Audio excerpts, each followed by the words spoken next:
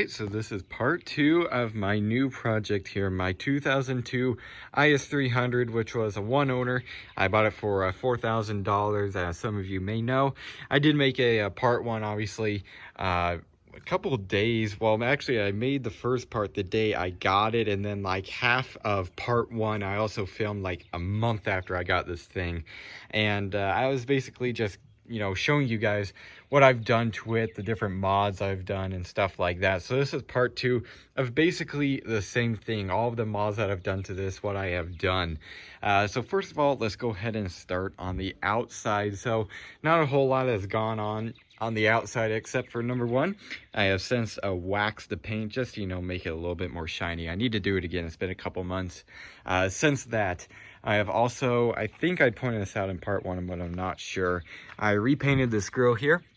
This had a whole bunch of paint chips and stuff in it, and it just didn't look really good. So I masked off all the silver here, and I primed it and spray painted it here. And it's been, I'd say, a month and a half since that, and it turned out really good.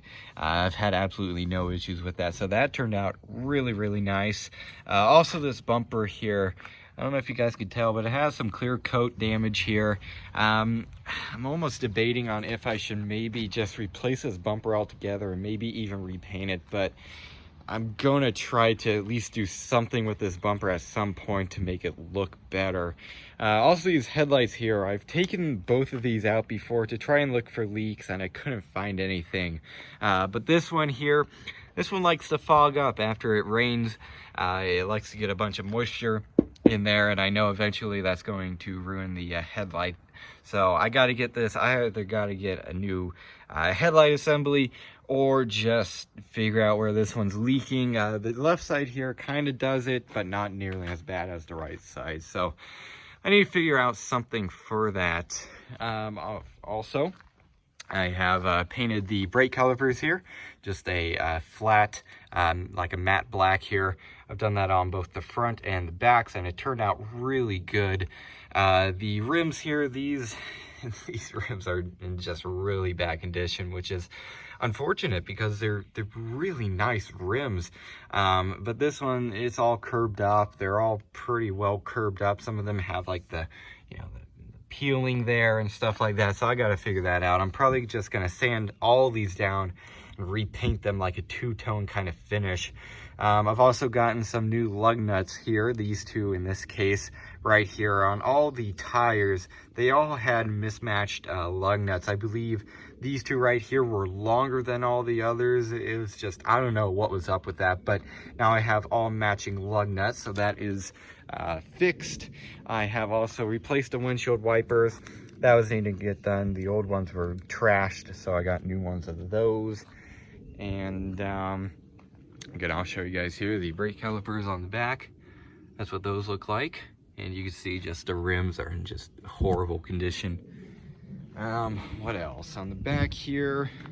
I think I pointed this out in part 1, but I plasti dipped these emblems here because they were originally chrome.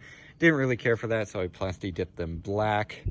What else back here? Oh yeah, I painted the muffler, the exhaust tip. This was just like a beige color. I don't know what was up with that. It's just, I guess it kind of got corroded over time, and I went ahead and painted it flat black, as you guys can see right there.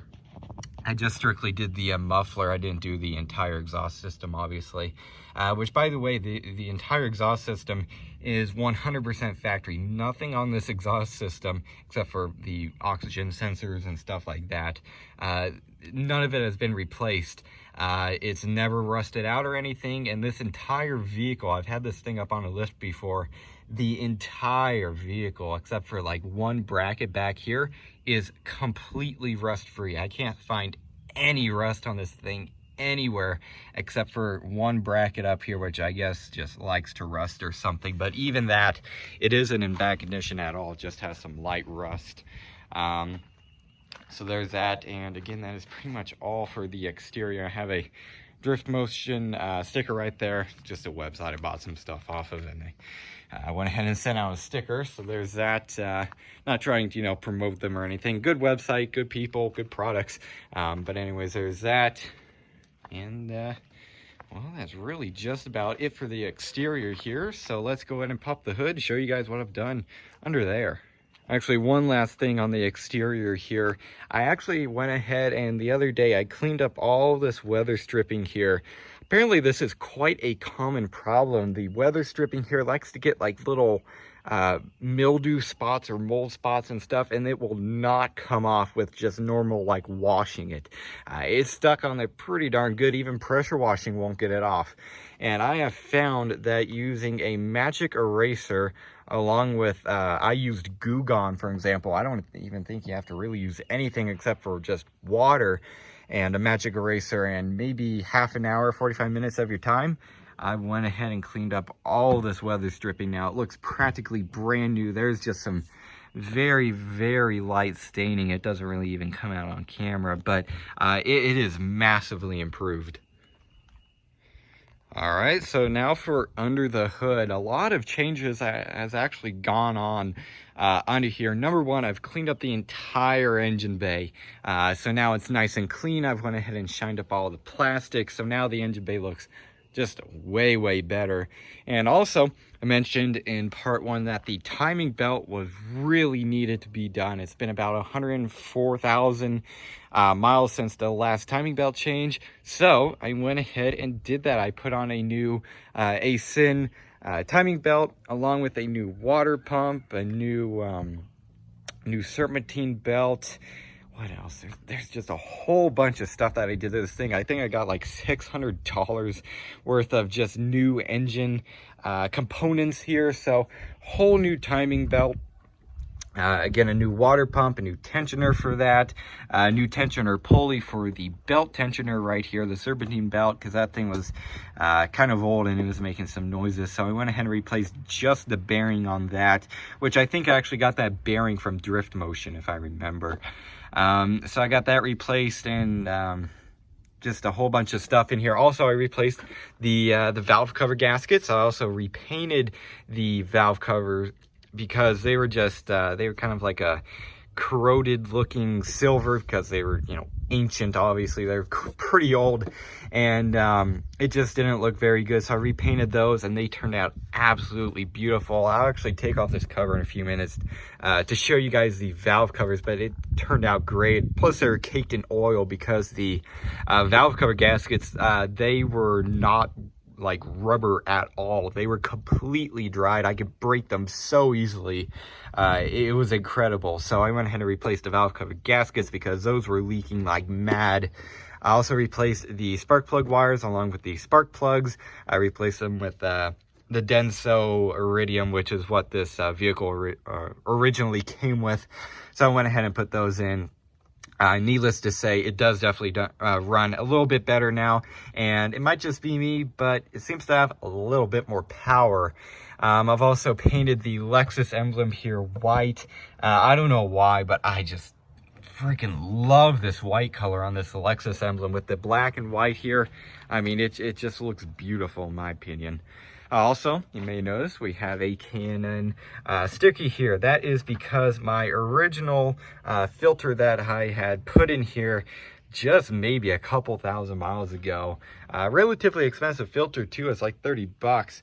A mouse somehow decided to go ahead and get in here and crawl down there and eat my air filter. Luckily, I noticed it maybe a couple days after it happened. Unfortunately, though, the guy kind of chewed a little bit of a hole in it, so who knows how much of that air filter material I sucked up into my engine. But, you know, it is what it is. You can't control it. So I went ahead and replaced it with a K&N air filter because it will never have to be replaced ever again. This is a lifetime filter, and also you get a small performance boost out of it. So it actually does, by the way, it kind of does seem to have just a small improvement in terms of performance. I seem to have like a little bit more torque, maybe around 3,000 RPMs. That's what I've noticed. I also painted the valve cover, or not the valve cover, the timing belt cover here, just a stripe on here. Again, it kind of adds just some contrast to the engine bay here. Mostly everything, this engine bay was the same color, so I decided to paint this stripe here. just to make it look a little bit better. I went ahead and also repainted the exhaust manifold, headers, whatever, right here. While I had all the engine bay stuff off, I went ahead and repainted these. They're a little scuffed up now because I was cleaning up all the oil here that was remaining from the valve cover from when it was leaking. So it's kind of just scuffed up here and stuff. But anyways, I went ahead and repainted that. And that definitely does look a whole lot better. As you guys can see there, we have our new water pump, which is ASIN brand. It's actually the exact same one they use at Toyota. It just simply doesn't have the Toyota badging right there, which was kind of funny. But believe me, it's an OEM water pump. We also replaced the harmonic balancer, and that was something I was not prepared to do. But apparently, around this mileage, they like to start basically disintegrating, and they become slightly off balance, and then they start rubbing on the lower timing cover down there, which mine was rubbing a decent amount, ruined the timing cover. Sorry about that there. My camera decided to go and stop recording. But anyways, I went ahead and replaced the lower timing cover because the harmonic balancer ruined it. A new one. I got a genuine one, by the way, and it was a couple $100. So went ahead and replaced that though, because number one, if I didn't replace it, it would keep chewing up the timing cover, and also since it was obviously disintegrating, it could just blow apart at any moment and ruin all the stuff surrounding it, including, you know, the radiator and who knows what else. So I went ahead and just opted to replace that. Also, for the air filter here, to prevent any more mice from getting in here, went ahead and put a I don't know if you guys can see that, but a little bit of like a grate there, you know, like a little fencing kind of material, so nothing can get in there now. So hopefully there is no more mice that are going to ruin my new K&N air filter. I also went ahead and replaced the coolant while I was in here, because obviously I had to take out the radiator and everything up here to get access to the timing belt, etc. So I went ahead and put some new coolant in here, the right stuff, I think it's called Xerex Toyota. Basically, it's what pretty much comes with this from a factory. It's meant to be in here. It's Toyota coolant. Also down here, I don't know if you guys will be able to see that, but I have new Sway Bar Bushings right there, polyurethane. These were actually kind of expensive. It was about $25 for the front pair. I also have new ones coming for the back, polyurethane, which improves handling just a little bit. It's slightly noticeable.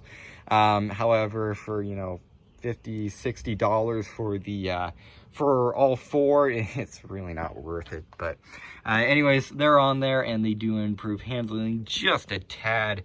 Also, when I first got this vehicle, the power steering pump was just so unhappy. It was making so much noise, and I thought, well, you know, I'm probably gonna have to replace the pump. It's probably old and ruined, but I decided to go and just change out the ATF that's in here, just hoping that maybe that'll make a difference. And sure enough, I have done probably 10 or 15 fluid changes on this thing, but now it is pretty darn smooth. Feels so much better when cornering, and it's not making really any noise now just by changing the fluid. So if your pump is making any noises, change out the fluid in here a couple times at least, and it should help out. I know it basically saved me from getting an entire new pump in this case. Also under here, that's really just about it. I went ahead and refreshed all the grounds. I think I mentioned that in part one. I basically took them all off and cleaned them up. I repainted these caps here. I don't know how I feel about that. I might just take them off one of these days and, you know, get all the paint off there. I don't know how I feel about that. What else here? I know there's so much more stuff. I just keep forgetting. Well, anyways, there it is. I'm going to go and take all these covers off. Maybe in the meantime, while I'm doing that, and maybe I'll remember something else I've done under here. All right, well, 4 10mm bolts, or nuts actually, rather, and this beauty cover here comes off. As you can see, there is the ASIN timing belt replacement sticker that I went ahead and put on there. I have it underneath this cover. I don't really want it, you know, just be shown. It kind of makes the engine bay look worse in my opinion, so I have that there. So here are the valve cover. As you can see right here, it's painted this nice color here. I think I painted this with like I think it's called Duplicolor. I'm pretty sure that's what it is, the brand. Anyways, it came out great. I'll actually get the spray paint can here in a minute and show you guys. In case you are wondering, in case you want to go in and paint yours the same color here, but it came out absolutely beautiful and I'm really liking it here. And also, no more leaking valve covers, so that is a huge plus. When I took all the intake related stuff off here, I looked down in the valley here for the spark plugs and stuff, and it was just covered in oil. There's so much, so it really needed to be replaced. It was pretty old, probably the original. I've also cleaned up all the metal here. I went ahead and just got a Dremel and a wire wheel, and took probably, I don't know, an hour to clean all this stuff up. And I went ahead and polished over it with some Mother's metal polish just to protect it from ever oxidizing again. So that came out pretty good, as you can see. I also went ahead and replaced the metal gasket here because obviously I had to take this off. Didn't really want to reuse it, so just bought a new one, a Fel Pro. I reconnected all the vacuum lines down here, obviously. And, well, that's pretty much it for under here. Also, under here, I went ahead and replaced, or rebuilt rather, the VVTi gear. It says, it actually says under this cover, it says, don't touch these 5 bolts for the VVTi gear. But mine was leaking, and I figured, well, you know what, I'll go ahead and just pay really close attention to how it goes together, make sure everything lines up the exact same. And I took it apart, put new seals in it, and obviously it's working perfectly fine. I don't have a VVTi code, check engine light code or anything, so I must have done it right, and it isn't leaking, so that is very awesome. Also in here, under here, went ahead and cleaned up the inside of the valve cover too. As you can see, there's not really any staining here, at least not much of it anymore. Also inside under there in the on the actual valves and stuff themselves, the entire top end of this engine was totally clean, no sludge, absolutely none at all. Looked beautiful, looked pretty much like a new engine. So this engine has definitely been taken pretty well care of, so that is really awesome to see. Anyways, I'll go and toss this cover back on there. One last thing under here, I went ahead and replaced just many different connectors here. For example, the one for the MAF sensor here. That one was broken because the little tab broke off. It was pretty brittle, and especially all the ones for the ignition pack, coil packs there. Those are known for breaking, you know, obviously because they're right in the middle of the engine here. And yeah, sure enough, they're brittle. 2 of them broke in my hand very, very easily. And the other one, which I found kind of funny, it was already broke. It was just not there. The little clip is just gone. It was just sitting in there. So obviously that one, I don't know how long that one was broken for, but that wasn't good. So I went ahead and replaced all those connectors. It's actually relatively easy to do. You can find these online, like that one there. The ones for the ignition packs, I replaced this one right here for the electric fan. This one here for something on the throttle body, some sort of a sensor there. I believe that's throttle position. And a couple of other things. So I'm going to have replaced all those. You just have to pay really close attention to which way the wire goes in and make sure, you know, not to get them mixed up. And I did that again probably like 500 miles ago. I've done this whole job probably like 500 miles ago, and I've had absolutely 0 issues. All right, now a few things have gone on in the interior here. So first of all, I went ahead and replaced the front door speakers here. I replaced these with kickers. I got the wiring harness and everything. Basically, I didn't do any cutting to the factory harness. I wanted to do it right, so I went ahead and got all the stuff I needed, the brackets and so on. So I replaced front ones with kickers. And they do sound pretty good, as you can kind of see the one right there with the kicker branding on it. They sound just a little bit better than stock. Again, probably not worth upgrading, but you know, I did it anyways.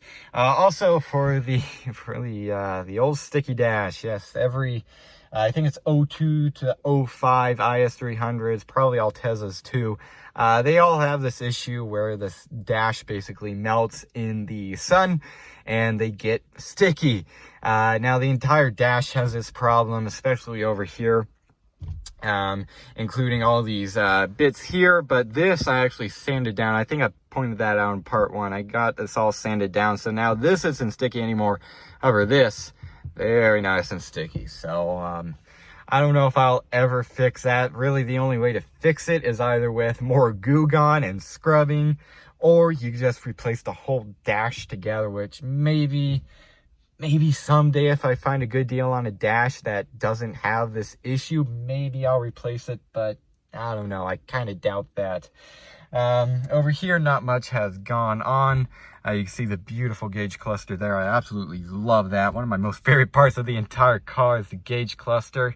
However, down here, we now have a new Pioneer radio touchscreen, as you can see right there. This one was, I believe it's the W4660NEX Pioneer here. And it is touchscreen, as I mentioned. Seems to work pretty well. However, doesn't sound a whole lot better than stock, I'll be honest with you. And that, I think, is because of the factory amplifier over there in the glove compartment area. Basically what it is that you have your radio here. Obviously it sends out a signal, and then it goes into the amplifier and then goes to your speakers. So I really think the amplifier, because, you know, it's old and technology has improved quite a bit, the amplifier is actually holding back the entire system having better audio quality, in my opinion. Anyways, I replaced this with the I think for the wiring harness, I used the Access, aka Metra adapter. Basically, it's this little box, and then it has a harness going to the factory harness on the car, and then going to your radio. Again, no cutting and splicing to the factory harness. I want to go ahead and keep that completely stock. So here it is. Seems to work pretty well. Again, however, I wish the audio quality was a little bit better, but I think that's because of the amp that's built in. Also down here, you might notice the heated seats controls, and this is kind of something I wasted money on. So basically, I was reading up on the forums, and actually a guy commented on the on part 1, and he said, you know, if you get the heated seat switches, the plugs are actually behind there, and that is true. The plugs are back there. The wiring is here for heated seats. It's already built in.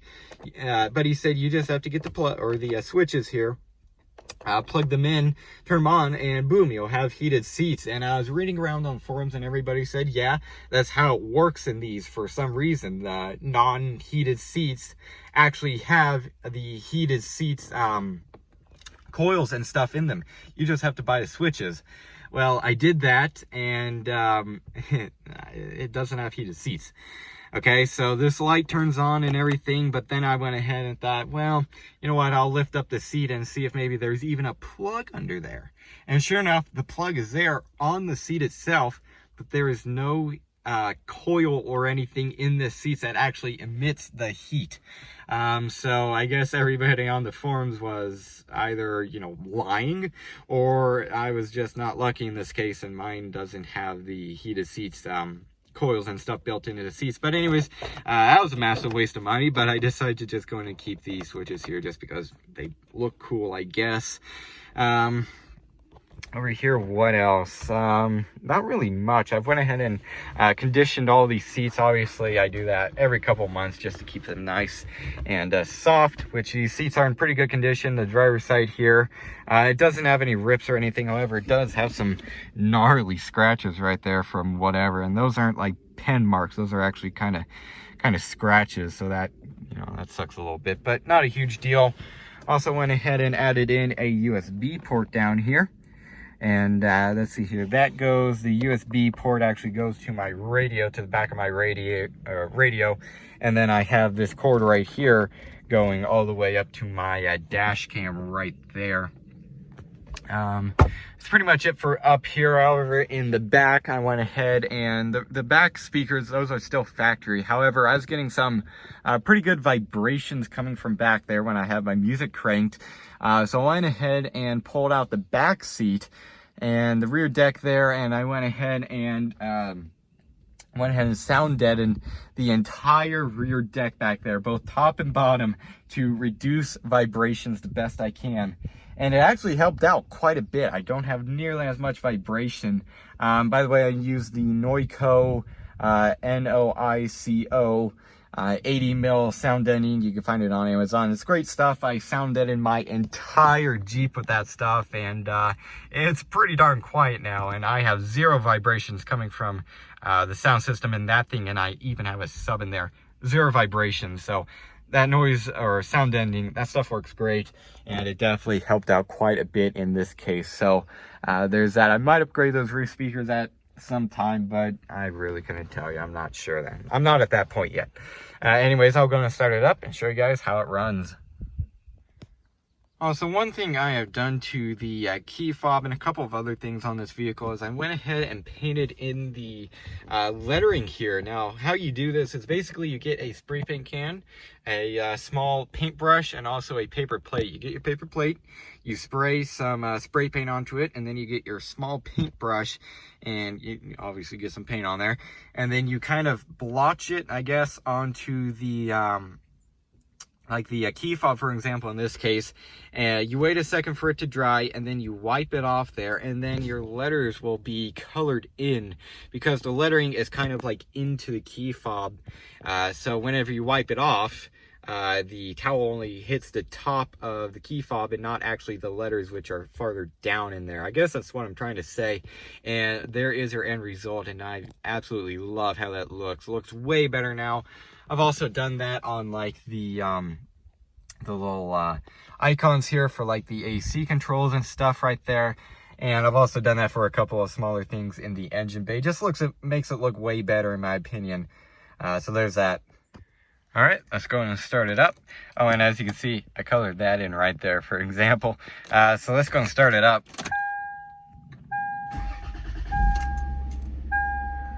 And there she goes. It's got no codes or anything for the gauge cluster here. The only thing that's on is the brake light, and that's because I have my parking brake set. Here is the stereo. As you can see right there, it's turning on. And here's how she runs. It's pretty good. One thing I have noticed though is that the catalytic converter seems to be kind of clogged up. I went ahead and ran some Caddy Clean in this tank. There's actually still some, you know, have like quarter tank maybe. And there's still some Caddy Clean in the tank that's still running through. It seems to be making maybe a small difference. I don't seem to smell as much like a kind of like a sulfur smell, I guess.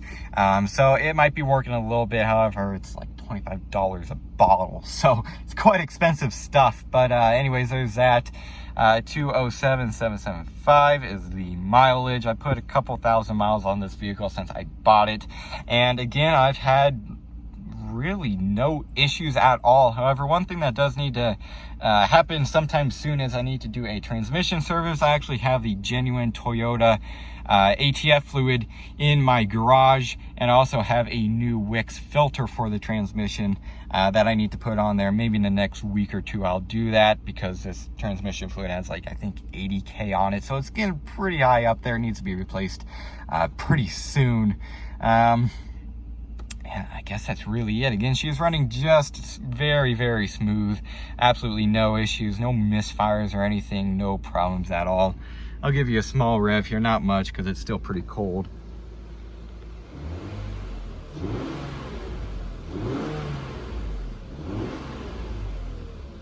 And as you can see, still runs very nice and smooth.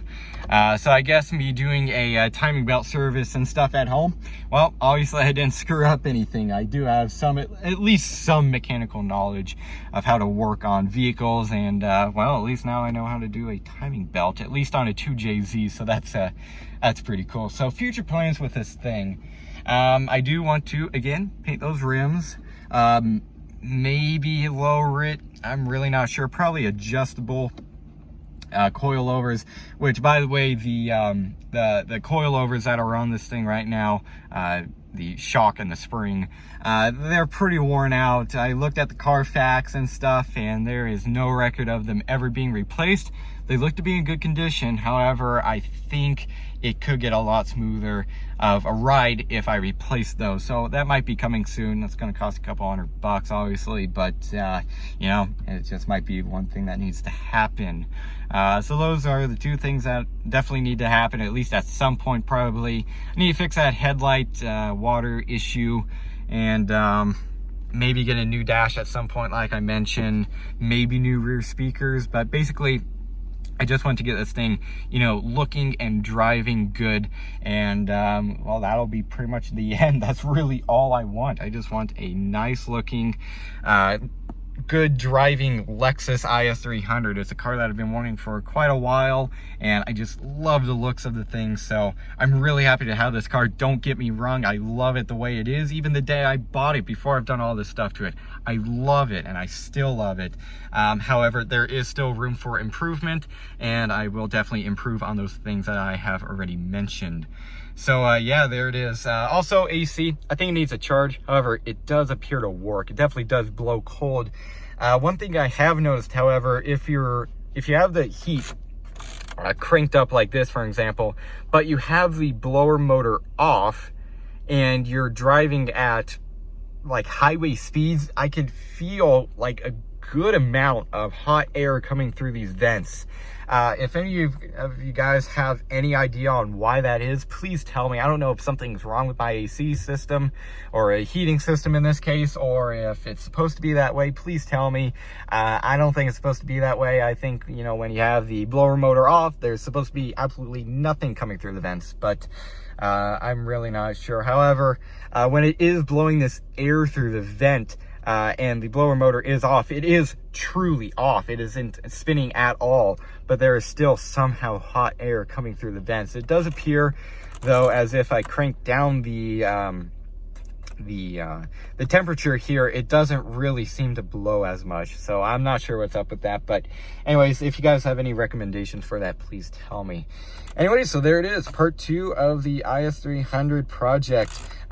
Many more things to come from this vehicle, hopefully in the future. Part 3 will probably come out in maybe a month or two here, whenever I have some more improvements. So yeah, I guess that's really it for this video. Hope everybody enjoyed, and don't forget to like and subscribe. I'll see y'all next time. Goodbye.